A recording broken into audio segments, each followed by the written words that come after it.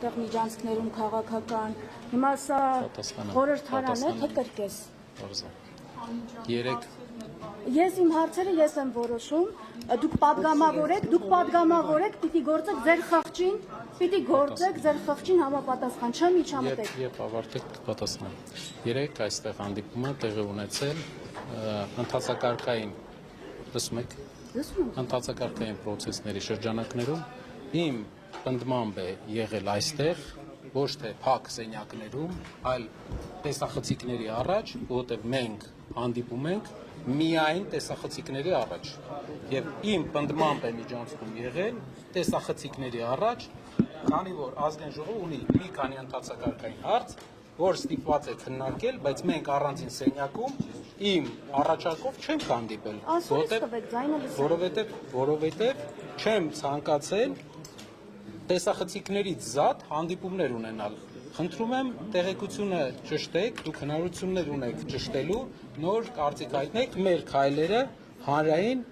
բոլորը տեսախցիկների առաջ եւ մենք ուզում ենք այդ նույն տրամաբանությունը շարունակենք։ Այսինքն, եթե իշխանության ներկայացուցիչի հետ հանդիպում պետք է լինի տեսախցիկների առաջ, որպեսզի հետո որևէ շահարկման, ինչպես ես նոր առերեսվեցի, առիթ չլինի։ Ինչ վերաբերվում է նոր տեղի ունեցած իրավիճակին։ Եթե ազնիվ լինենք,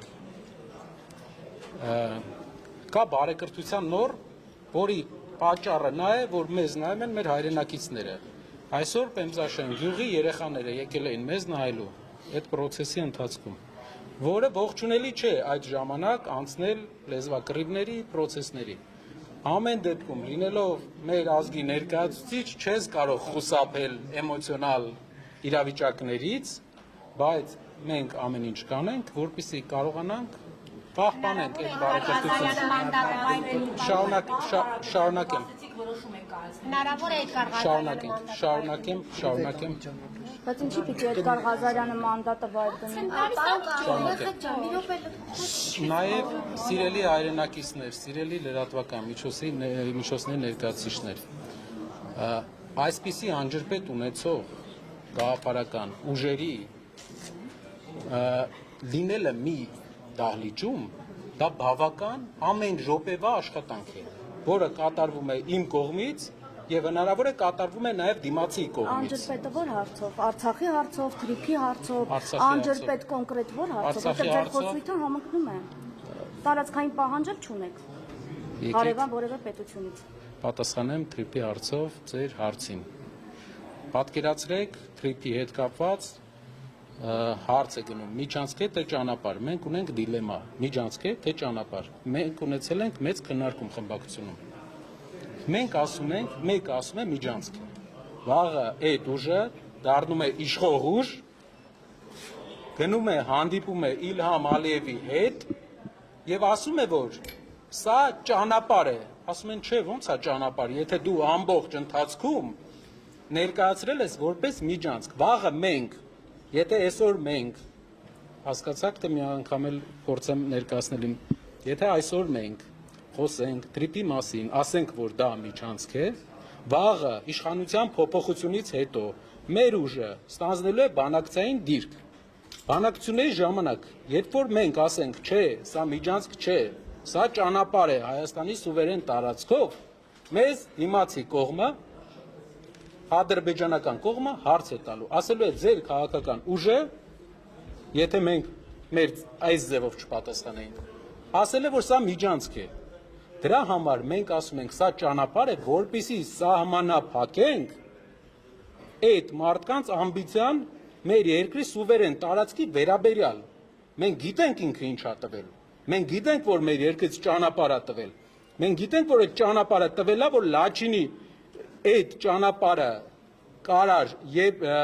Լաչինի ճանապարհի փալու պատճառը այս ճանապարհն է եղել։ Լաչինը փակվել է, Արցախը տրվել է, դրանից հետո այս ճանապարհն էլ է տվել այս մարդը։ Մենք գիտենք էդի։ Մենք դա երբ որ դուք Լաչինի հետ անալոգիա եք, այդ պայթքսը դուք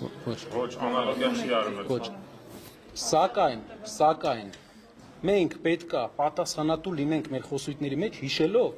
որ մենք հետագայում այս մարդկանց փոփոխությունից հետո պետքա բանակցենք թուրքերի հետ։ ադրբեջանցիների հետ եւ ասենք, որ սա ճանապարհ է, տնտեսական ճանապարհ։ Այդ իսկ պատճառով մեր երկրի շահի համար մենք կրկնում ենք։ Իսկ Արցախի հարցով տարածքային պահանջ չունեք, եթե հնարավորություն ունեն, որ սահմանադրությանը հետո վերջում կարող եք Շատ լավ, շնորհակալություն։ փոփոխություններին կողմ քվեարկել, որովհետեւ այնտեղ խնդիրը հենց հիմնականում Պատասխանեմ այդ հարցին էլ այս պահին Հայաստանի հասարակության այս պահին մեր հայրենիքի առաջնային խնդիրներից մեկը արցախահայության իրենց հայրենիք վերադառնալու իրավունքն է։ Մենք նախընտրական շրջանում ասել ենք, այս իրավիճակով արցախահայության իրավունքների պաշտպանությունը խնդրահարույց է այնտեղ, քանի որ չկա հողի վրա պաշտպանություն, չկա անվտանգ չեն լինելու։ Բայց մեր նպատակը, որ արցախահայերը իրենց հայրենիք վերադառնալու հնարավորություն ունենան։ Դուք 3 հարցը խնդրում եմ բոլորը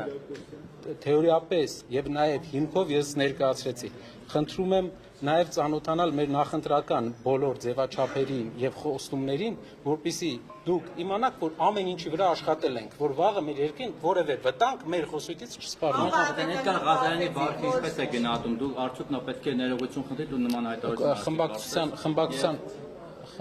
խմբակցության քննարկում պետք է տեղի ունենա։ Այս հետո ինչ է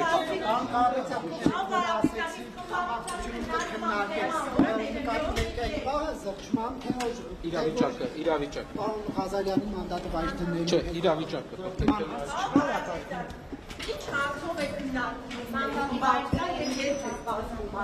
թեման քննարկման ձևակերպեք այս։ Տեղի ունեցել իրավիճակ, որը էքստրաորդինար է, որի համար պետք է հանդիպենք խմբակցությունով եւ քննարկենք։ Ձևաչափը ժամը, որպեսզի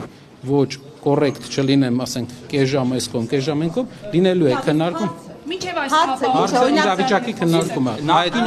սիտուացիայի Ղազարյանի դուք նմանատիպ քննարկում ունեցել եք, որ սրի իրավիճակը ձեզ էլ ավելորդ հարվածի տակ չդնի օրինակ։ տեսեք, Նման իրավիճակը հայտնվեք։ իրավիճակը սրելու մասին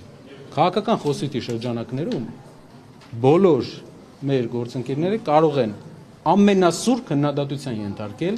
որովհետև կա քննադատության շատ տեղեր բոլոր ոլորտներում։ Մեր միակ փոփոխությունը, որ կարևոր այս ձևաչափի մեջ, որ մենք տեսնում ենք, դա խոսույթի փոփոխություն ազգային ժողովում, որը մենք քննադատել ենք նախընտրական շրջանում բազմաթիվ անգամներ։ Այսինքն վիրավորական Այո, դա ամեն ժամյա ես աշխատանք եմ տանում ու ասեմ, որ հեշտ չէ, որովհետև կա անջրպետ։ Մենք իրար հանդեպ ունենք խորը անջրպետ։ Աշխատանքում եք տանում Էդգար Ղազարյանի եւ թիմակիցների թե Ամբողջ դաշտի։ հանդիպել եք, խոսել եք։ Ընկերներ, թույլ տվեք